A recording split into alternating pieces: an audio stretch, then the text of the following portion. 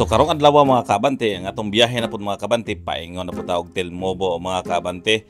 Ang atong kauban karon ang bag-ong kasal si Sir Carlo ug si Ma'am Grace.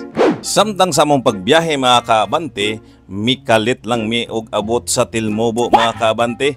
Kay naabot naman lagi ta, nangambak dayon ta. Kauban aning bit-bit namong mga kaldero nga puno sa mga pagkaon. Nagdala na dahil mig pagkaon ani aron ang tagbalay nga among abtan di na maproblema og pagkaon kay ubay-ubay ra ba sad ming nanguyog aning adventure namo mga kabante.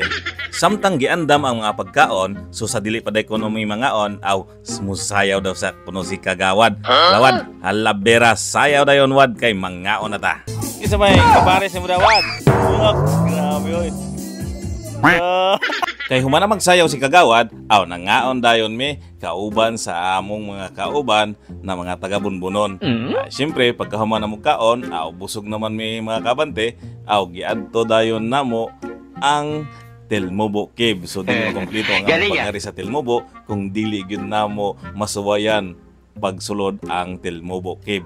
So naglisod ay may og saka ni mga kabante pag-ambak pagsulod sa Telmobo Cave kay grabing bawra mga kabante no. So amo yung na-experience sa first time ang sulod sa Telmobo Cave mga kabante. So mo ni view sa sulod no sa maong cave mga kabante no. So pagkahuman sa usa ka oras nanguli day mi mga kabante kay medyo mi kusog na ang bawd.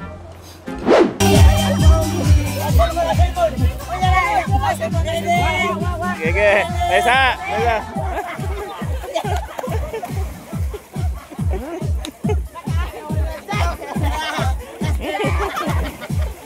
Kapit ka na. Oh no. Oh, Chris.